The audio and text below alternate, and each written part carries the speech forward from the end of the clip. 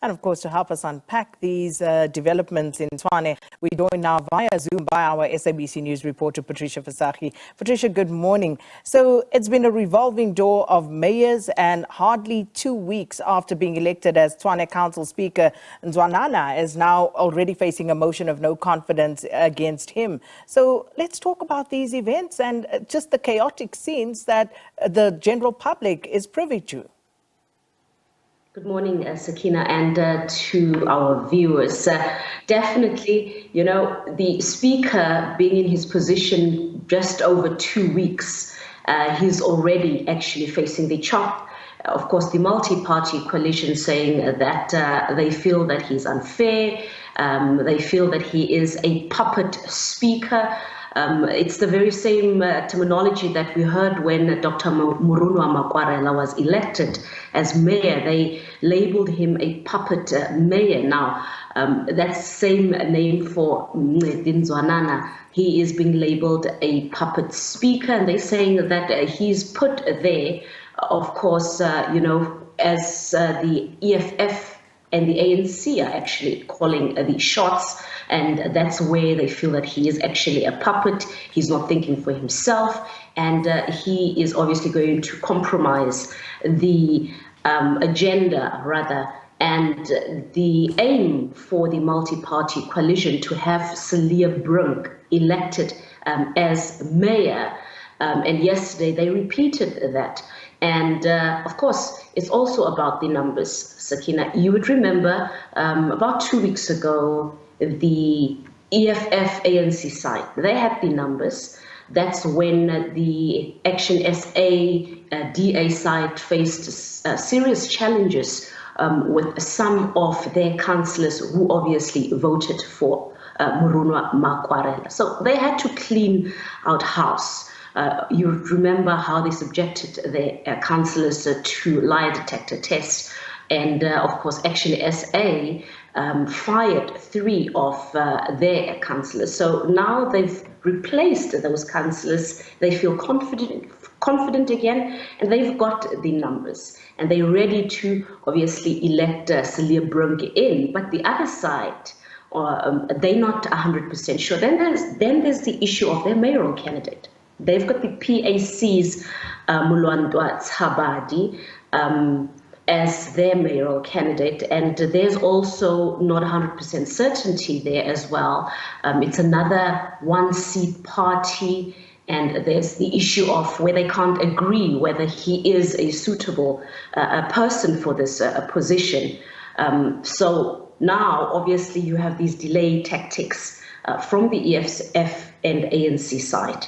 That is also causing commotion. But it's more than that. You would remember how the COPE issues have also impacted the work of council, the agenda of a council.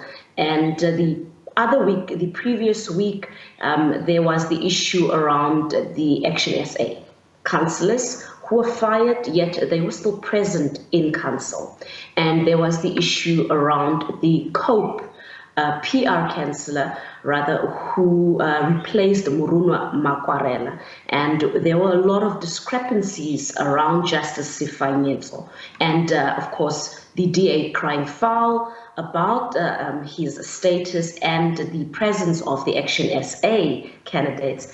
And they eventually then, after a whole day of back and forth and adjournments, they then staged a walkout and they collapsed council. And of course, a speaker could not continue with the mayoral election. So that was the first failed attempt where, we all gathered there to see a new mayor being voted in, and the multi-party coalition, led by the DA, simply just walk out.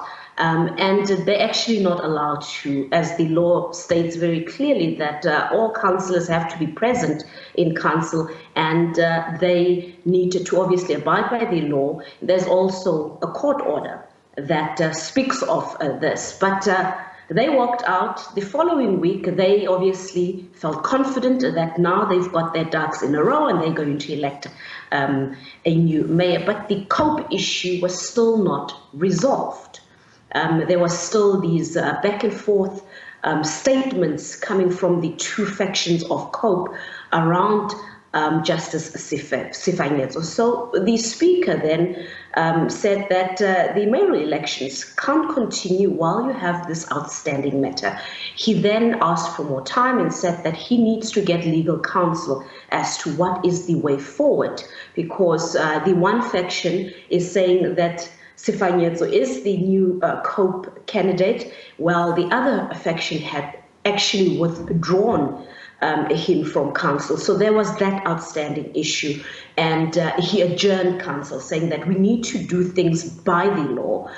We can't not allow him to vote, or allow him to vote only for the elections to be contested at a later stage, because we allowed somebody who was actually not legitimately allowed in council to vote, which is perhaps a fair argument if you take into consideration how that can actually influence the results of the votes. So that was the other issue. Then we also should not forget about that controversy, about the 69 votes, the spoiled ballots. That is another issue that is also still playing out in council, where the multi-party coalition, the DA, is constantly reminded how they broke the law when they actually subjected their councillors to that particular action. So it's that back and forth. And now we hear again where we're supposed to now have the mayor being elected, and it's more cat and mouse games. Of course, the multi-party coalition want to remove the speaker, as they feel that he's actually standing in their way. He's preventing them from making sure that they have their candidate at this top position. Then there's the other issue that is also playing out, and this has more to do with the relationship of the multi-party coalition. You'd remember how Mncedinzwanana obviously won the speaker position over Khulufelo Murodi, who is from Action SA, and that happened after those 69 spoiled votes. So when we speak to some of the councillors, they're saying that there is still that issue between the DA and Action SA, where the DA obviously compromised the Action SA speaker candidate on that evening when they did not vote for her, because all the DA councillors voted with those 1 to 69 numbers, obviously, where the party wanted them to prove who they voted for, whether they voted correctly and along party lines. So there is that issue that needs to be corrected, apparently, where they want the DA to prove their loyalty and oust the speaker, vote for Khulufelo, because that is the agreement that Action SA is supposed to get the speaker position. So they are actually busy with that agenda. Mncedinzwanana needs to be removed so that the positioning can be corrected. Action SA can get their speaker position, and of course the mayoral position that is going to the DA, and then the multi-party coalition will then, amongst their other ranks, decide who gets the MMC positions. But we've heard from the ANC and the EFF. They're saying this is not going to happen. In fact, they are more against Celia Brink than actually the multi-party giving forward a mayoral candidate. And they're saying that had it been somebody else, maybe they would be more lenient, but they're also talking about the DA's 7 years of reign in the capital city. And they're alleging that under this 7 years of reign, from the Democratic Alliance since 2016, that they have been in power in the capital city, obviously through power sharing measures. They're saying that service delivery has deteriorated significantly, in particular in the townships. We saw that march by the ANC 2 weeks ago as a show of force, where they were also lamenting in particular that. So they're saying that it's time for another political party to take over the reins, to be given a chance. But the issue is they are actually, putting their trust in minority parties. Most of them are parties that only have one seat in council. And you ask yourself, how will the power dynamics work? Who will actually be making the decisions? And this is concern that has been raised by civil society, by, of course, the multi-party coalition, saying that that can be dangerous. The person that is actually mayor would not be making the decisions, but rather the two bulls, that's the ANC and the EFF, they will be controlling this particular individual. And it would mean that this particular individual will be pushing their agenda, and that is dangerous, they are saying. So those are the other dynamics that are playing out. The issue about power needs to change hands so that somebody else can be given an opportunity. They might have better results, particularly if you look at the track record of the multi-party coalition, that damning age report of over 10 billion rand in wasteful and fruitless expenditure that, of course, was delivered under Randall Williams, the rating agencies that also downgraded Tshwane twice, the city actually being bankrupt. So the ANC and the EFF saying that the DA has fallen short of its promises to the people of Tshwane of clean governance, financial prudence, and ethical leadership, because you have to ask yourself, what happened to that 10 billion rand? Where is all that money? And it's not the first time. We remember what happened under Solim Simanga with the Glad Africa scandal, where billions of rands also went missing. So that issue is still also, a very thorny issue in the Tshwane Council. And then there's another one that is, of course, the province. Also, standing on the sidelines, waiting to see what will happen. And we all ask ourselves, will the city of Tshwane be put under administration?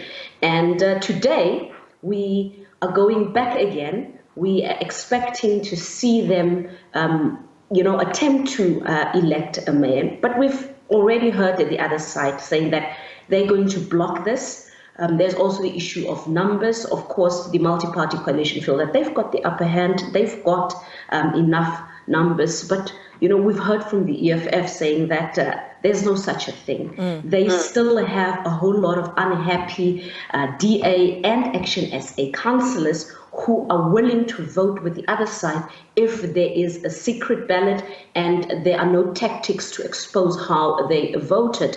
Action SA is obviously in the process of firing a lot of their councillors, and there's the DA caucus that is actually unhappy with the nomination of Celia Brink. They feel that they've been undermined, they've been overlooked. So there are those, dynamics of a broken relationship within the multi-party coalition that is actually playing out. We've also heard this from some of, the DA councillors also saying that they're not happy with how things are run in the multi-party coalition. And if they can know that, they're safe, their jobs are safe and they're protected, they're definitely going to vote with the other side to just punish, I think, the rest of their teammates and show them that they are being ignored, their inputs are not respected.